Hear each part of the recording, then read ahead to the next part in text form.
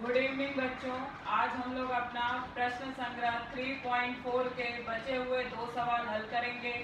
क्या है ये दो सवाल और किस पर आधारित हैं? ये दोनों सवाल हमारे जीवाओं के प्रतिछेदन पर आधारित हैं। क्या है ये प्रतिछेदन? जब दो जीवाएं एक दूसरे को वृत्त के बाहर प्रतिछेदित करती हैं तो उनके प्रतिछेदन पे जो कोण बनता है वो कोण का माप क्या होता है? जीवाएं जिनको अंतःखंडित कर रही हैं उनके अंतःखंडन के अंतर के आधे के बराबर होता है। तो इसका उपयोग हम करेंगे। अगर दो जीवाएं एक दूसरे को वृत्त के अंतःभाग में प्रतिछेदित कर रही हैं तो क्या होता है कि वो जीवाओं द्वारा जो दो अंतःखंडित चाप बनते हैं वो कोण का माप जो होगा उनके अंतःखंडित चाप के मापों के योगफल के आधे के बराबर होगा। मतलब अगर जीवाएं बाह्य भाग में प्रतिछेदित करें तो जो दो चाप अंतःखंडित हैं उनके अंतर के आधे के बराबर, और अगर अंतःभाग में प्रतिछेदित करें तो जो अंतःखंड क्या होंगे उनके योगफल के आधे के बराबर होगा। तो इन दोनों नियमों का उपयोग करके आज हम अपने बचे हुए दो सवाल हल करेंगे। तो चलिए देखते हैं हम कि हमारे सवाल क्या हैं और उन्हें कैसे हल करने हैं। और बहुत ही छोटे छोटे ये दोनों हमारे सवाल हैं।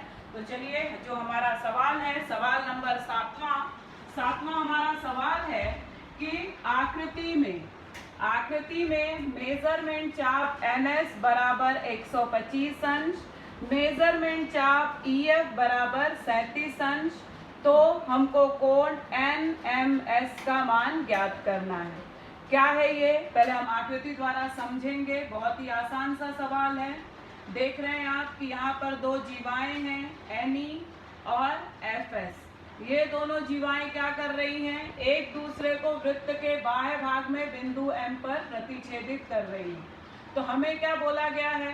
दो चापों का माप दिया है। अगर आप ये कोण देखेंगे तो इस कोण द्वारा दो चाप अंतःखंडित हो रहे हैं। एक तो है NS, दूसरा है EF। तो हमारा ये कोण क्या है? वृत्त के बाह्य भाग में है, तो इसलिए इस कोण का माप क्या होगा?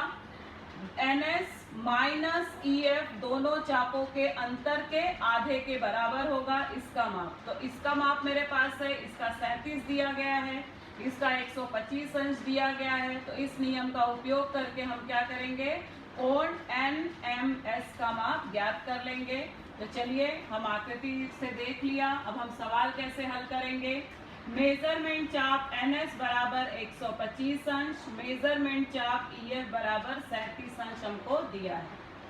हमने क्या लिखा है? कोण NMS का शीर्ष बिंदु M वृत्त के बाह्य भाग में है तथा भुजाओं द्वारा चाप EF और चाप NS अंतःखंडित होता है।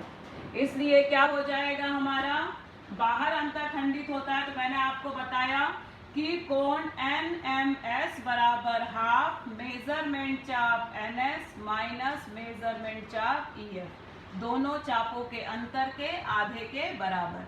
तो ये क्या हो जाएगा? हाफ, इसका माप हमको दिया है 125, ऋण इसका माप दिया है 37, तो 125 ऋण 37 तो बराबर ये 1/2 ऐसे ही रहेगा, गुणे 125 में से 37 गया तो 88, 2 से 88 कटेगा तो 2 चौक 8, 2 चौक 8, तो हमको कोण NMS का माप 44 अंश मिल जाएगा।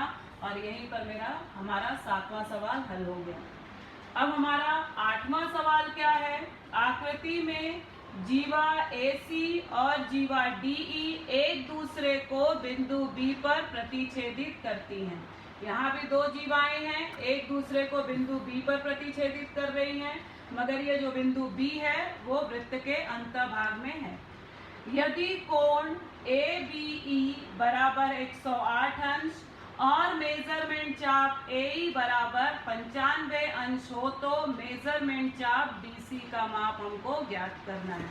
फिर से हम यहाँ पे आकृति द्वारा इसको सवाल को समझने की कोशिश करेंगे। एक वृत्त है मेरा जिसमें एक जीवा है AC, दूसरी जीवा है DE, एक दूसरे को बिंदु B पर प्रतिछेदित कर रही है।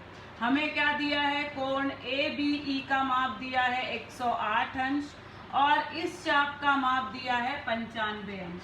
ये हमारा केंद्र नहीं है, इसलिए, नहीं तो आपको लगेगा केंद्रीय कोण का माप और चाप का माप समान होता है। ये बिंदु बी केंद्र नहीं है, जीवाओं का प्रतिच्छेदन बिंदु है।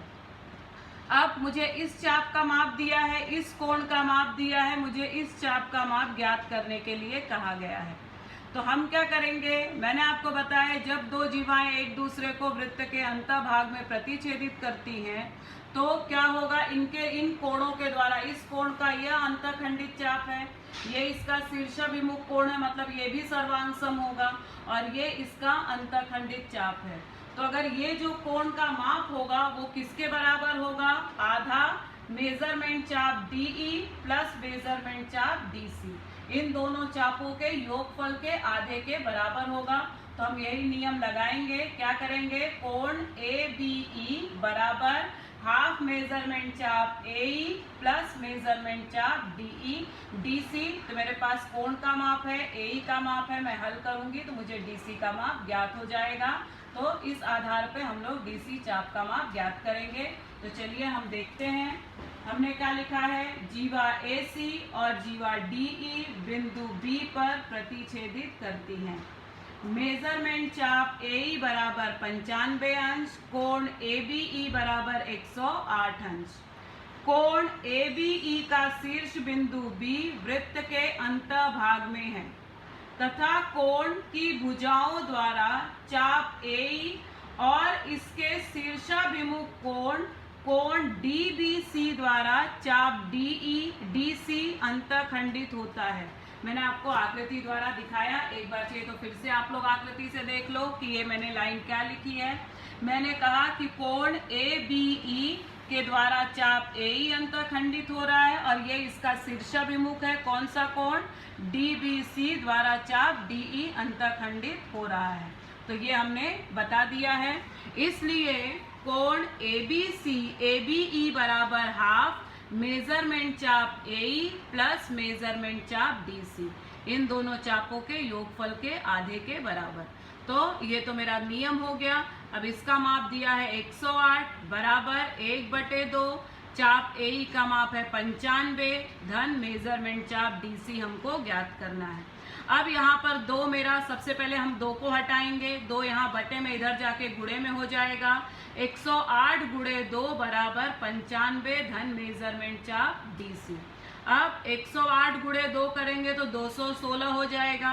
अब अगर मैं 95 को इस तरफ पक्षांतर करूंगी, यहाँ धन में इधर ऋण में हो जाएगा, 216 ऋण 95 बराबर मेजरमेंट चाप DC। अब 216 में से 95 गया तो 121 अंश बचता है। तो मेजरमेंट चाप DC का माप हमको 121 अंश ज्ञात कर लिया हमने, और इस आधार पे हमारा प्रश्न संग्रह 3.4 पूरा होता है। अब हम अगले वीडियो में प्रश्न संग्रह 3.5 हल करेंगे, जो कि हमारा इस प्रकरण का लास्ट प्रश्न संग्रह है। धन्यवाद।